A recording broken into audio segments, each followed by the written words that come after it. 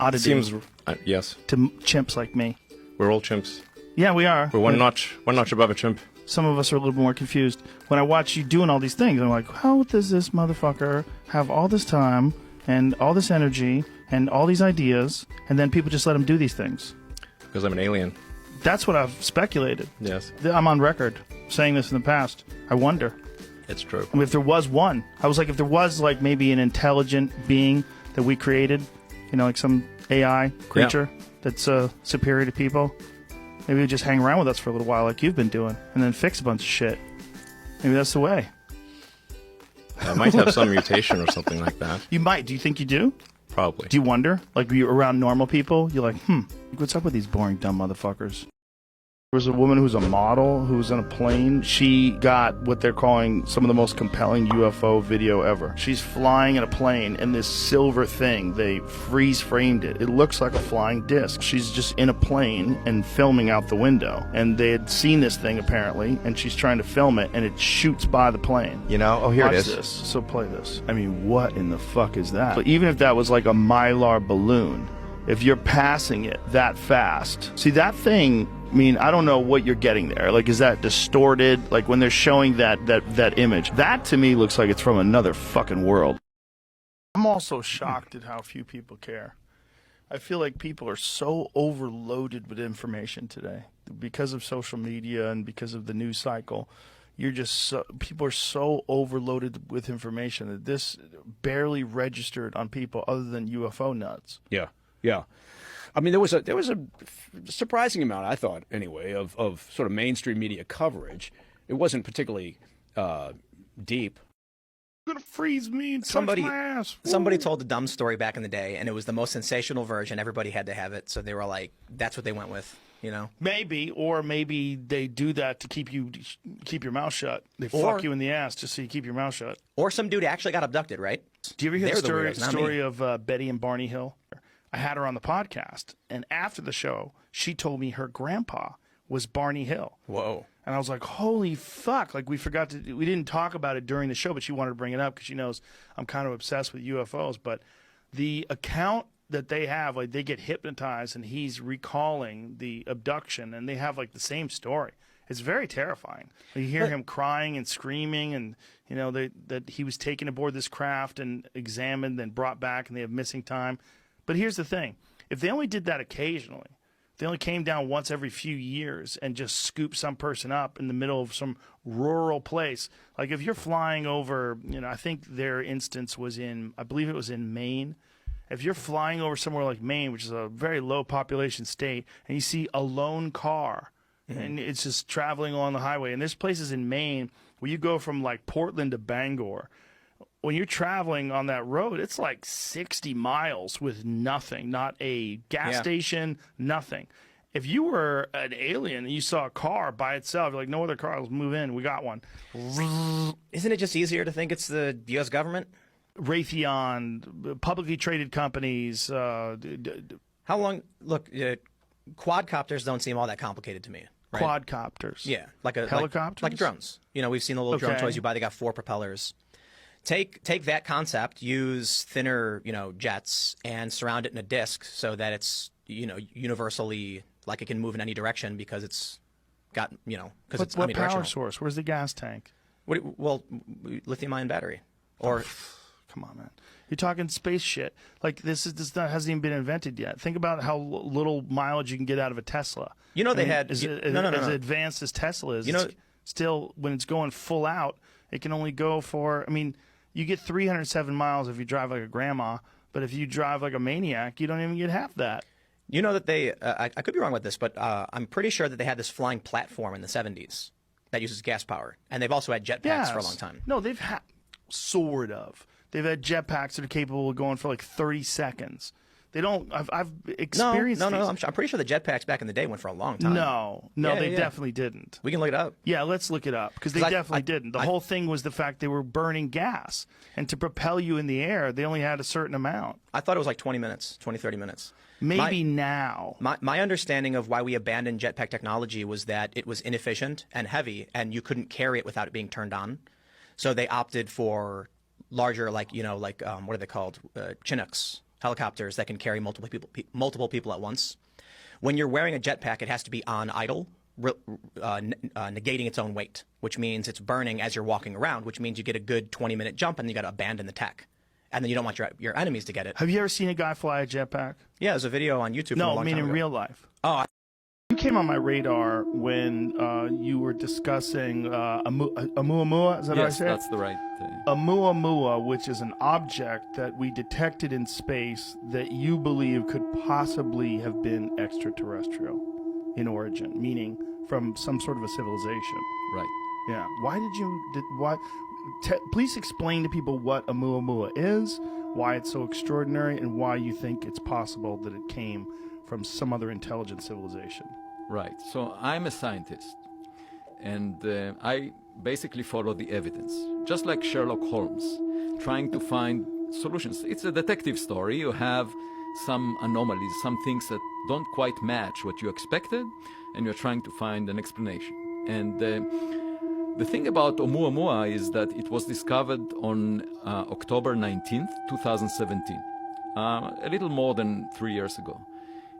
I think aliens could be real and people are full of shit. And I think that it's very rare that they visit us. But if they do, well, how often do scientists go to the Congo to study chimps? I mean, how many people do they send to the bottom of the ocean to look for new life forms? How rare is it? Let me trip you out on that idea. We put decoys up for animals. See that we have nuclear power, we have the ability to blow ourselves up, and we detonate two bombs, and then they're like, okay, let's go monitor these assholes. Let's go make sure that they don't do anything that's going to affect the rest of the only universe. One country right now has them. Let's fucking specifically concentrate on them.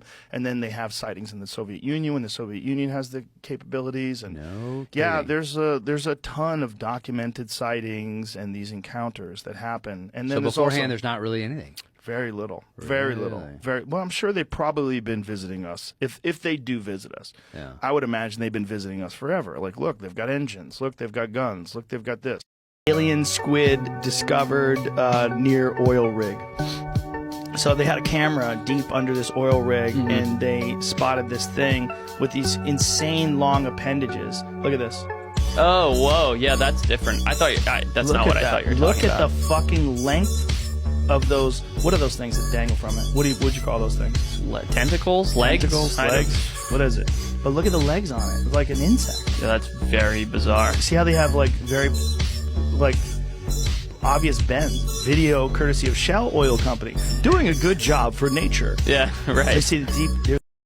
Have you seen Moment of Contact?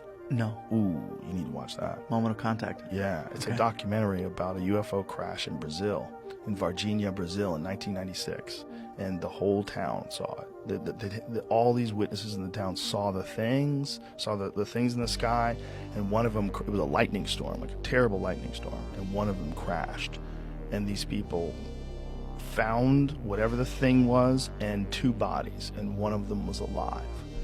And they picked the one that was injured, and they took it in a car to several different hospitals. This is all documented, that they took this body. And the guy who was carrying the body died of a serious bacterial infection that they could not cure. They didn't know what the fuck it was. Young, healthy guy, the guy handling the alien body. He died within 2 weeks. They didn't know what the fuck. There's all this documentation on the disease, the progression of the disease, how they couldn't stop it. They didn't know what it was. Some crazy bacterial infection that he got. And they think he got it from that alien. If there is some sort of advanced propulsion system, some revolutionary way of moving through space and time that the U.S. government has developed, in some black ops program, that seems very likely impossible. That seems more likely than aliens visiting us. But there's more than one incident. And there's a lot of these things. And the possibility of alien life in the universe, although we've never experienced it, seems rational. It seems very rational. And if you were going to study an emerging civilization that is both primitive and warlike and yet insanely technologically advanced, to the point where they have nuclear weapons, they can transmit video through the sky, they have propaganda, they have tracking of their citizens, that's us. That's us right now.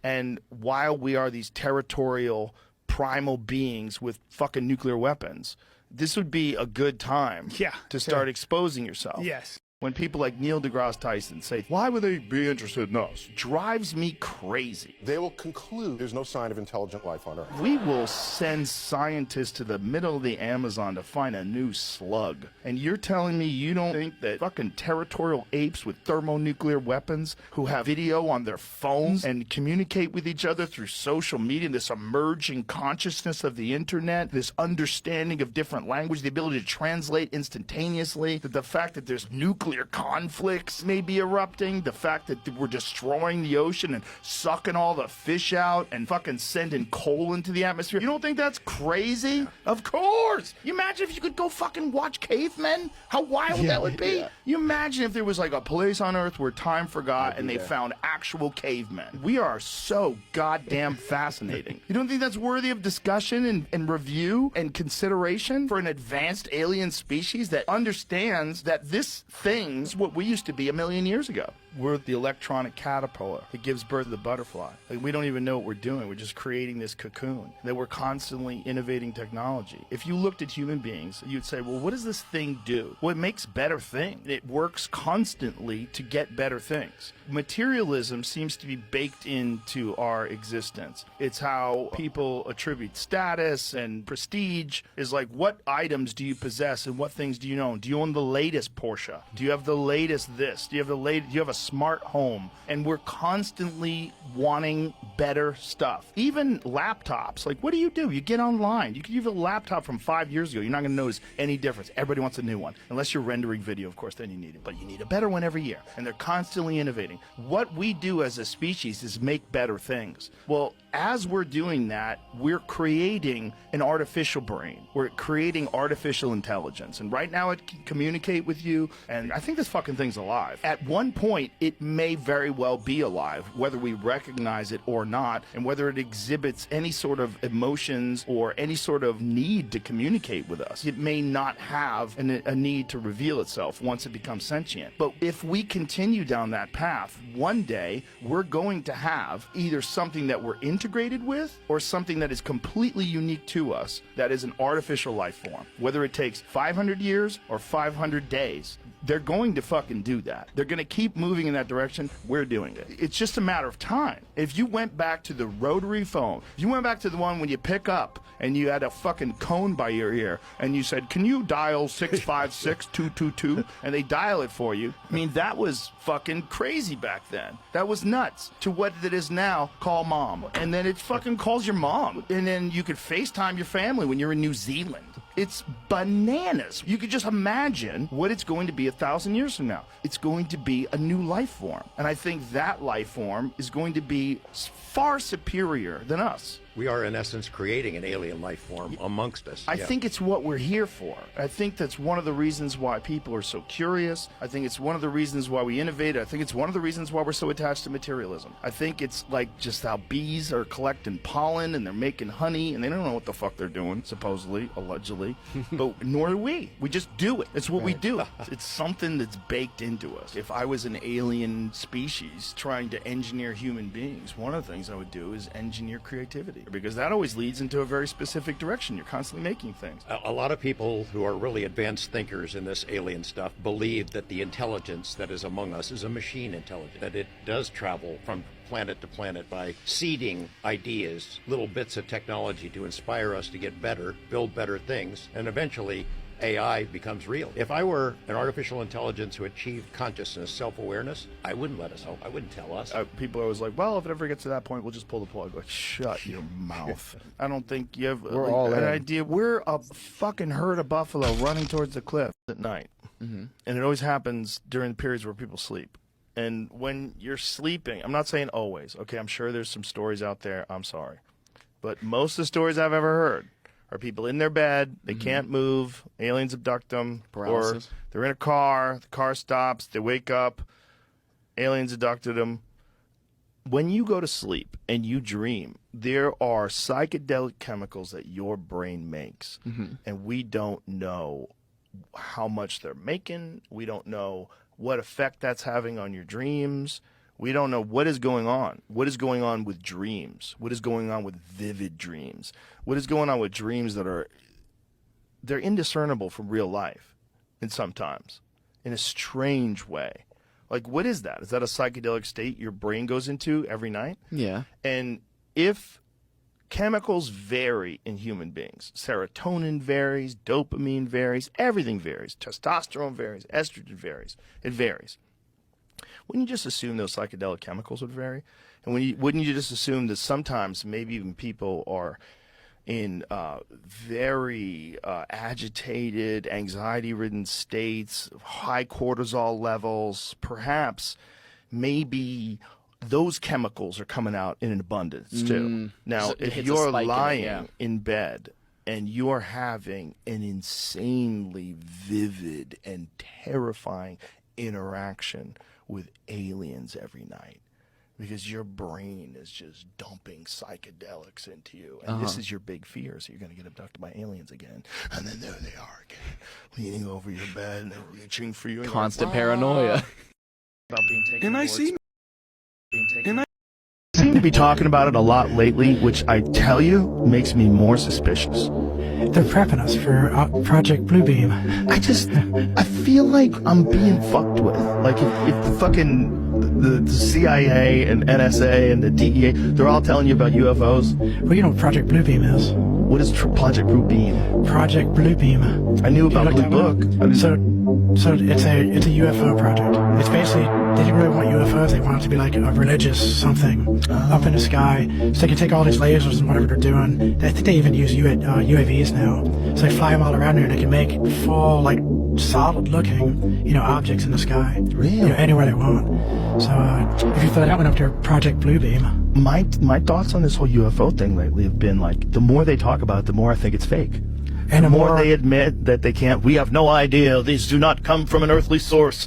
But they're prepping us. They're going to get us ready for Bluebeam, and when they do it, they're going to say, I told you, UFOs. And everybody's scared. I think, why would we assume that it's a biological entity? It doesn't have any windows. It's this round thing that looks like a Tic Tac. If there is some sort of advanced propulsion system, some revolutionary way of moving through space and time that the U.S. government has developed, in some Black Ops program, that seems very likely impossible. That seems more likely than aliens visiting us. But there's more than one incident, and there's a lot of these things. And the possibility of alien life in the universe, although we've never experienced it, seems rational. It seems very rational. And if you were going to study an emerging civilization that is both primitive and warlike and yet insanely technologically advanced, to the point where they have nuclear weapons, they can transmit video through the sky, they have propaganda, they have tracking of their citizens, like that's us. That's us right now. And while we are these territorial, primal beings with fucking nuclear weapons, this would be but there's some real shit out there too. Like a lot of these Air Force pilots that they have eyes on this fucking thing that's going 600 miles away in a second. So I don't know if, UFOs are real, but certainly believable enough. The sky's empty. It's filled with stars. Not that I was saying that aliens are not real. I think there's 100% life out there. For sure. Let's just say that. It's too big. Right. The problem is that you feel foolish talking about it because so many people who believe in it are foolish. That's the problem. Because it's so fun. The idea of spaceships coming here from another galaxy. That's amazing. I don't know how fun, especially if they ain't friendly. Well, if they weren't friendly, we'd already be fucked, right? I mean, if they've been coming here forever, supposedly, and they haven't hurt us yet, I think they're probably observing us. They're probably, if they are coming from another world, they're probably making sure we don't blow ourselves up. But now we have this insane ability to blow up a whole country. Like, we have nuclear bombs. We're all pointing them at each other, and there's enough to wipe out the whole world.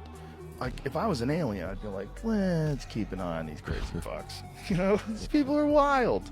All these things are created by aliens, whether it's the pyramids or all these other structures that are impossible to do today. I'm a believer that all those structures are most likely the evidence of a super advanced civilization that existed that got wiped out by meteors. That's really interesting stuff, because it is enormous things that are laid out on the sand or on the ground that you can't see unless you're in the sky. It's real weird. And some of them look like landing strips. It's like, what were they doing? I have no idea. Yeah, no one knows. No. I think most of that stuff that they keep finding, like the structures of Göbekli Tepe and all these other structures they find around the world, they don't really know where they came from. I think a lot of that is probably evidence of some shit that existed a long time ago, and they got wiped out. The Bob Lazar thing, I wanted to know, first of all, I want to be around him and see if I could smell bullshit. Did you? Like, no. Okay. No, I didn't, man. That was what's weird about it. Not only did I not smell bullshit, I went over all of his interviews. He hasn't done a lot, but he's done enough. And he's done them over the course of 30 plus years. And it's alarming how consistent his story is. Which is really weird when you think about, you're talking about back engineering alien crafts and working on a top secret government test site that's carved into the side of a mountain and to camouflage it from satellites. One of the weirdest ones was Ryan Graves. Just interviewed him in Washington, D.C., and you know one thing that he told me that I was fascinated by? He said that the Admiral came in, I think it was in 2015, when they just gotten that one object that was kind of rotating, kind of like a disc-looking thing. He said that the Admiral came in and he was like, oh, God, the Admiral's here, and they had a debriefing on it, and they were showing the videos, and the Admiral stepped in, and he took a look at it for 5 seconds, and it's much longer than 5 seconds. He shrugged his shoulder and was kind of like, oh boy. And he walked out of the room. I was like, well, what did that mean? That means that he was very aware of this. This phenomenon's nothing new. It's been going on and they've known about it. But what can they do, right? They're stationary. They're in the air. He goes, they don't have to recharge. That they're footage, there 24/7. is it the gimbal footage where it turns sideways? The gimbal footage is fascinating because you see it rotate. Yeah. You see it do this thing that everybody describes. Taken at night. This was Senator Harry Reid, former Senate Majority Leader Harry Reid told me this on camera. The evidence that's been released is just the tip of the iceberg. Thing they're not telling us that is so gnarly that they don't think people can handle it. There are, different scenarios you could explore. For example, you ask, what could be so terrible that they can't tell us about it? Let's say these aliens, wherever they're from, made us, that we're a genetic experiment, that they created our religions, our religious figures, that we are an agricultural product, that somehow they harvest us, that our time is limited, that once the experiment's over, poof, we go away. I remember when there was a push back to have a designer universe, intelligent design universe in the schools, and I wrote a column about it, just said, hey, be careful what you wish for, because you might find out that the intelligent designer isn't God that you're thinking of. It might be some alien science project or something like that. You can imagine a lot of different things that would be really disturbing to people to come out. I don't know if that's the reason for the secrecy.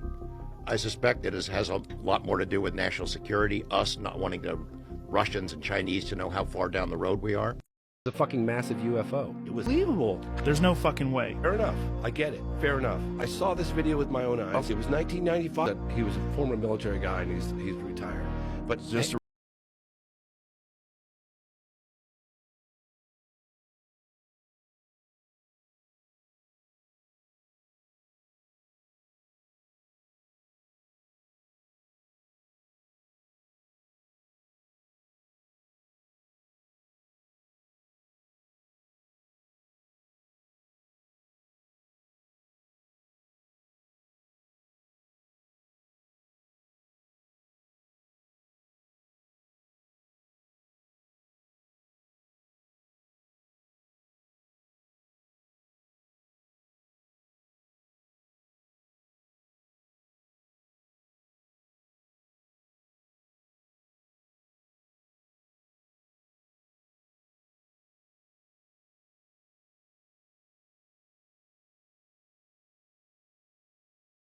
and it just being sarcastic and trying to.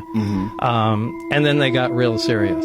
But they did let me go, and I went home. This is kind of when the most stressful part started. Because you're realizing that you're being monitored. Yeah, now 24/7. now I know not only am I being monitored, but now I know I'm in trouble. Bob Lazar is a very impressive person to talk to. What's really impressive to me is that he's had the same exact story since the 1980s, and the new footage of these crafts that show them rotating 180 degrees before they take off is exactly how he described.